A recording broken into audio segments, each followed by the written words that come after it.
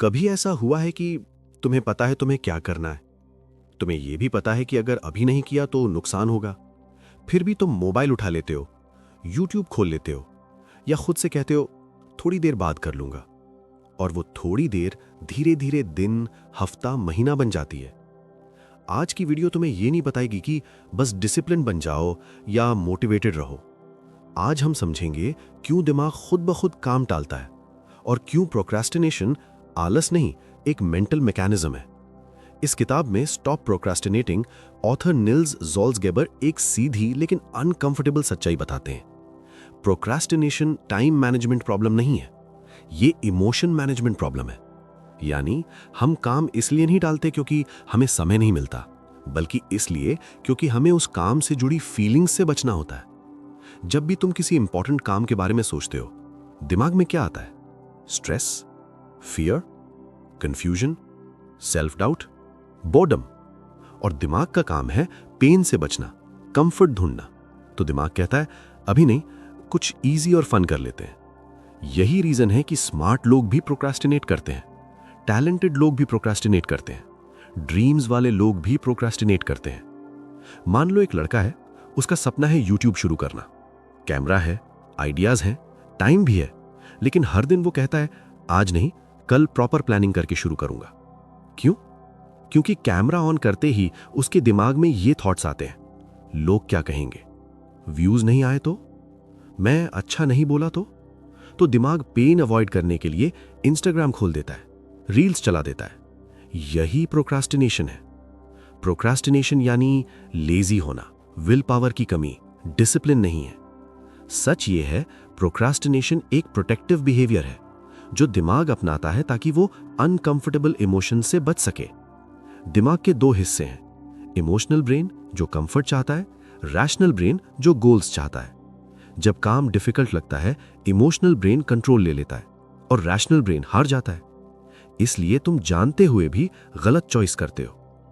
Procrastination का सबसे बड़ा नुकसान ये नहीं कि काम लेट हो जाता है, सबसे बड़ा नुकसान ये है कि सेल्फ कॉन्फिडेंस गिरता है, खुद पर भरोसा टूटता है, अंदर गिल्ट बनता है और आइडेंटिटी बन जाती है कि मैं चीजें पूरी नहीं करता। और यही आइडेंटिटी फ्यूचर में और प्रोक्रेस्टिनेशन कराती है। निल्स ज़ोल्ज़गेबर कहते हैं अगर तुम प्रोक्रेस्टिनेशन खत्म करना चाहते हो तो पहले यह समझो कि तुम किस फीलिंग से भाग रहे हो, क्योंकि जब तक रूट समझ में नहीं आएगा तब तक सोल्यूशन काम नहीं करेगा। अब सवाल यह है वो कौन सी स्पेसिफिक फीलिंग्स हैं जो हमें काम टालने पर मजबूर करती हैं? Fear, perfectionism, overwhelm. इस किताब में ऑथर साफ बताते हैं हर प्रोक्रेस्टिनेशन के पीछे कोई ना कोई इमोशनल ट्रिगर होता है। आज हम उन 5 सबसे डेंजरस ट्रिगर्स को समझेंगे। Trigger 1, fear of failure, fail होने का डर। यह सबसे कॉमन ट्रिगर है। जब भी कोई काम तुम्हारे लिए इंपॉर्टेंट होता है, दिमाग सोचता है अगर फेल हो गया तो, अगर मैं एक्सपेक्टेशंस पर खरा नहीं उतरा तो, अगर मेहनत के बाद भी रिजल्ट नहीं आया तो दिमाग कहता है ना करेंगे तो फेल भी नहीं होंगे। दिमाग काम टाल कर खुद को टेम्परेरी सेफ फील कराना चाहता है। एग्जाम्पल, एक स्टूडेंट है, उसे कम्पिटिटिव एग्जाम की तैयारी करनी है। बुक खोलते ही दिमाग में आता है सिलेबस बहुत बड़ा है, बाकी लोग मुझसे आगे हैं, मुझसे नहीं होगा। तो वो क्या करता है? नोट्स अरेंज करता रहता है, प्लानर बनाता रहता है, यूट्यूब पर स्ट्रैटेजी वीडियोस दिखता रहता है, बिजी दिखता है लेकिन असल काम से भाग रहा होता है। ट्रिगर 2, परफेक्शनिज्म, सब कुछ परफेक्ट चाहिए। ये ट्रिगर बहुत डेंजरस है क्योंकि ये खुद को पॉजिटिव मास्क पहना कर आता है। परफेक्शनिस्ट लोग कहते हैं अभी परफेक्ट टाइम नहीं है, पहले और सीख लूं, जब फुली रेडी हो जाऊं तब शुरू करूंगा। लेकिन सच ये है परफेक्ट स्टार्ट कभी आता ही नहीं। ऑथर कहते हैं perfectionism is procrastination in disguise, यानी परफेक्शनिज्म असल में फेलियर से बचने का एक स्मार्ट तरीका है। एग्जाम्पल, एक कंटेंट क्रिएटर है, स्क्रिप्ट बार बार रीराइट करता है, थंबनेल बार बार बदलता है, वीडियो अपलोड ही नहीं करता। क्यों? क्योंकि अपलोड करते ही जजमेंट शुरू हो जाएगा। ट्रिगर 3, ओवरवेल्म, काम इतना बड़ा लगना कि शुरू ही ना हो। जब काम बहुत बड़ा दिखता है, दिमाग फ्रीज हो जाता है। इतना सब कैसे करूं, कहां से शुरू करूं, ये मेरे बस का नहीं है। तो दिमाग शॉर्टकट चुनता है, अवॉइडेंस। सिंपल एग्जाम्पल, रूम इतना गंदा है कि क्लीन करने का मन ही नहीं करता। रिजल्ट, मोबाइल उठा लेते हो और कहते हो आज मूड नहीं है। दिमाग क्लैरिटी चाहता है, जब क्लैरिटी नहीं होती तो वो कंफर्ट चूज करता है। ट्रिगर 4, बोर्डम, काम बोरिंग लगना। हर काम एक्साइटिंग नहीं होता, लेकिन बोरिंग काम फ्यूचर बनाते हैं। प्रॉब्लम यह है कि आज का ब्रेन इंस्टेंट डोपामीन चाहता है। रील्स, गेम्स, नोटिफिकेशन से इंस्टेंट प्लेजर मिलता है। जब कोई काम स्लो रिवॉर्ड देता है, दिमाग रेजिस्ट करता है। डेंजरस ट्रूथ, अगर तुम सिर्फ वही काम करोगे जो एक्साइटिंग है, तो तुम लॉन्ग टर्म सक्सेस कभी नहीं पाओगे। ट्रिगर 5, लो सेल्फ आइडेंटिटी, मैं ऐसा ही हूं वाली सोच। ये सबसे साइलेंट लेकिन सबसे खतरनाक ट्रिगर है। जब कोई खुद से कहता है मैं कंसिस्टेंट नहीं हूं, मैं चीजें पूरी नहीं करता, मैं डिसिप्लिन टाइप का नहीं हूं, तो दिमाग उसी आइडेंटिटी को प्रोटेक्ट करता है। ऑथर का powerful line, you don't procrastinate because of who you are, you become who you are because of procrastination. यानी प्रोक्रास्टिनेशन आइडेंटिटी बनाता है, आइडेंटिटी प्रोक्रास्टिनेशन बढ़ाती है और साइकिल चलता रहता है। प्रोक्रास्टिनेशन साइकिल, काम सामने आता है, अनकंफर्टेबल फीलिंग आती है, दिमाग एस्केप करता है, टेम्पररी रिलीफ मिलता है, गिल्ट बढ़ता है, सेल्फ ट्रस्ट कम होता है, अगली बार प्रोक्रास्टिनेशन और स्ट्रांग हो जाता है। अब सवाल यह है कि अगर प्रोक्रास्टिनेशन इमोशन से जुड़ा है, तो क्या मोटिवेशन से इसे खत्म किया जा सकता है? क्या डिसिप्लिन सच में सॉल्यूशन है? अब तक हमने ये समझ लिया है कि प्रोक्रास्टिनेशन आलस नहीं है, ये इमोशन ड्रिवन बिहेवियर है। तो फिर सवाल उठता है, अगर ऐसा है तो मोटिवेशनल वीडियोस देखने से, टू डू लिस्ट बनाने से और खुद को फोर्स करने से प्रोक्रास्टिनेशन क्यों वापस आ जाता है? बिग मिथ 1, बस मोटिवेशन चाहिए। मोटिवेशन एक इमोशन है और इमोशंस टेम्पररी होते हैं। सुबह मोटिवेशन हाई, शाम को मोटिवेशन गायब। प्रॉब्लम यह है कि हम इंपॉर्टेंट कामों को मोटिवेशन के मूड से जोड़ देते हैं। रियल लाइफ एग्जाम्पल, रविवार को डिसाइड किया मंडे से जिम पक्का। मंडे मॉर्निंग अलार्म बजता है, मोटिवेशन कहता है आज बॉडी भारी है, कल से स्टार्ट करते हैं। मोटिवेशन भरोसे लायक नहीं है। ऑथर साफ कहते हैं, if you wait to feel motivated you will always wait. Motivation action के बाद आती है, लेकिन एक्शन मोटिवेशन से नहीं आता। बिग मिथ 2, मेरी विल पावर कमजोर है। विल पावर लिमिटेड रिसोर्स है। दिन भर में डिसीजंस, स्ट्रेस, डिस्ट्रैक्शंस सब विल पावर को ड्रेन कर देते हैं। विल पावर मसल की तरह है और हर डिसीजन उसे थका देता है। इसलिए दिन के एंड में प्रोक्रास्टिनेशन स्ट्रॉन्गेस्ट होता है। बिग मिथ 3, मुझे ज्यादा डिसिप्लिन चाहिए। डिसिप्लिन फोर्स है और फोर्स रेजिस्टेंस पैदा करता है। जब तुम खुद को कहते हो करना ही पड़ेगा, दिमाग कहता है नहीं करना। जैसे एग्जाम पास आते ही स्टडी शेड्यूल बनता है, 2 दिन फॉलो होता है और फिर टूट जाता है। क्यों? क्योंकि डिसिप्लिन फियर से चल रहा होता है। Harsh truth from book, the harder you try to force yourself, the more your brain resists. Force equals short term compliance, not long term change. Why self control fails? Author एक बहुत simple logic बताते हैं। अगर procrastination emotional problem है, तो उसका solution emotional होना चाहिए, ना कि सिर्फ logical. Old approach versus new approach. Old approach, खुद को शेम करना, खुद को कंपेयर करना, खुद को पुश करना। न्यू अप्रोच, इमोशंस को अंडरस्टैंड करना, एनवायरनमेंट को डिजाइन करना, स्मॉल फ्रिक्शन हटाना। इस किताब का सबसे बड़ा शिफ्ट यहीं से शुरू होता है। Stop trying to fight procrastination, start making procrastination unnecessary. यानी लड़ने के बजाय सिस्टम बदलो। अगर सड़क पर गड्ढा है तो रोज गिरने पर खुद को ब्लेम करोगे या रास्ता बदलोगे? प्रोक्रेस्टिनेशन तुम्हारी कमजोरी नहीं है, यह संकेत है कि तुम्हारा सिस्टम गलत है। अब सवाल यह है, वो कौन सा सिस्टम है जो बिना मोटिवेशन, बिना डिसिप्लिन काम करवाता है? कैसे काम को इतना छोटा और सेफ बनाया जाए कि दिमाग रेजिस्ट ही ना करे? हम वही सिस्टम समझेंगे जो ऑथर ने स्टेप बाय स्टेप बताया है। सिस्टम थिंकिंग की शुरुआत। ऑथर कहते हैं, your brain is not lazy, it is risk averse. यानी दिमाग रिस्क से बचता है और बड़ा काम उसे रिस्क लगता है।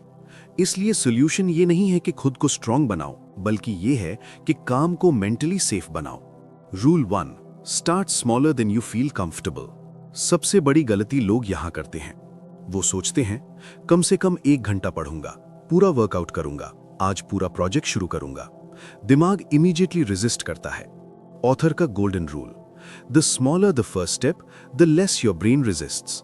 प्रैक्टिकल एग्जाम्पल, ये मत सोचो कि आज 1 घंटा पढ़ना है, ये कहो कि बस किताब खोलकर 1 लाइन पढ़नी है। ये सुनने में चाइल्डिश लगता है, लेकिन साइकोलॉजिकली ये जीनियस है। Why this works? दिमाग सवाल पूछता है, क्या ये सेफ है? 1 लाइन पढ़ना सेफ लगता है। एक बार स्टार्ट हो गया, मोमेंटम अपने आप बनता है। Rule 2, remove decision fatigue.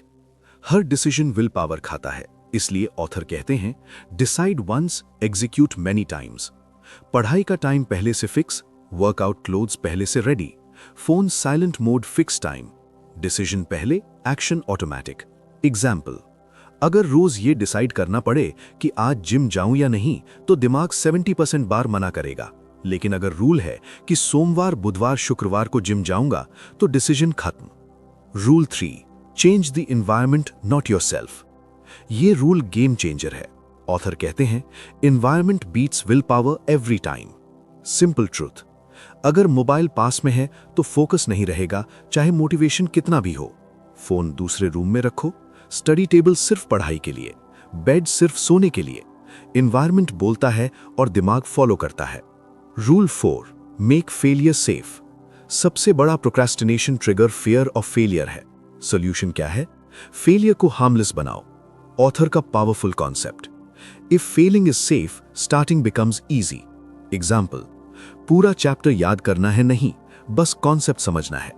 जब एक्सपेक्टेशन कम तो resistance come. Rule 5, track starts not results. लोग रिजल्ट ट्रैक करते हैं और डिसअपॉइंटेड हो जाते हैं। ऑथर कहते हैं track the habit of starting not the outcome. Example, आज कितना पढ़ा की जगह आज शुरू किया या नहीं ये सोचो। स्टार्ट करना सक्सेस है और रिजल्ट आपका बोनस है। जब तुम रोज शुरू करते हो तो दिमाग नई आइडेंटिटी बनाता है। मैं चीजें शुरू करता हूं, मैं कंसिस्टेंट हूं, मैं भरोसे लायक हूं। और आइडेंटिटी बदलते ही प्रोक्रेस्टिनेशन वीक हो जाता है। अब सवाल यह है कि जब बीच में एनर्जी गिर जाए तो क्या करें?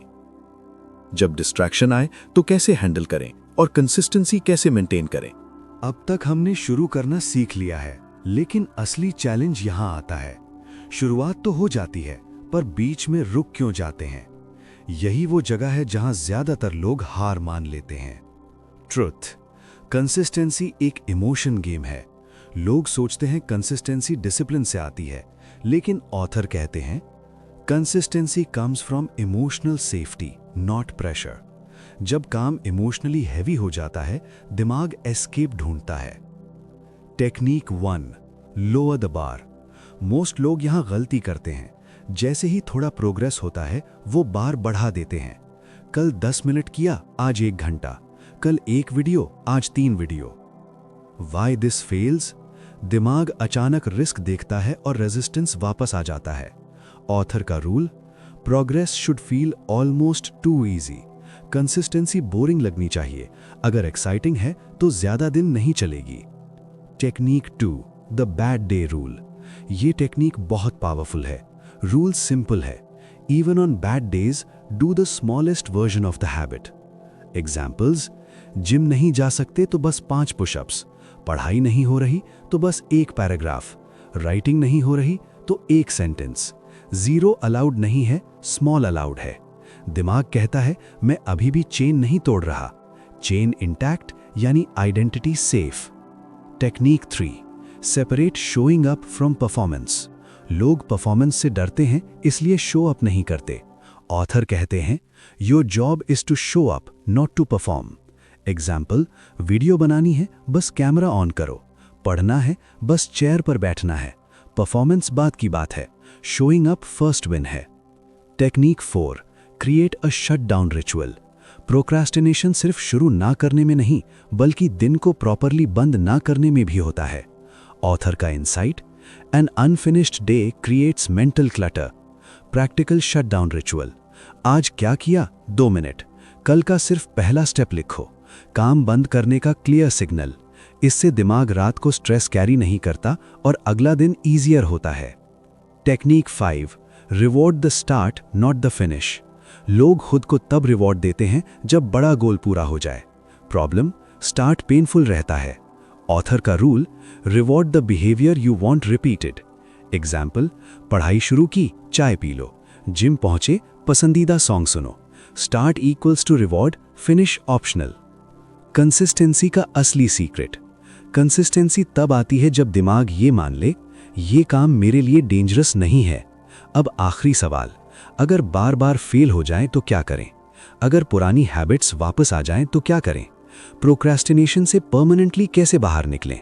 अगर तुम ये वीडियो यहां तक देख रहे हो तो एक बात साफ है, तुम लेजी नहीं हो, तुम केयरलेस नहीं हो, तुम ब्रोकन नहीं हो। तुम बस एक ऐसे सिस्टम में फंसे हो जो तुम्हारे दिमाग के खिलाफ काम कर रहा था, और अब हम उस लूप को तोड़ने वाले हैं। ट्रूथ, प्रोक्रेस्टिनेशन कभी पूरी तरह गायब नहीं होता।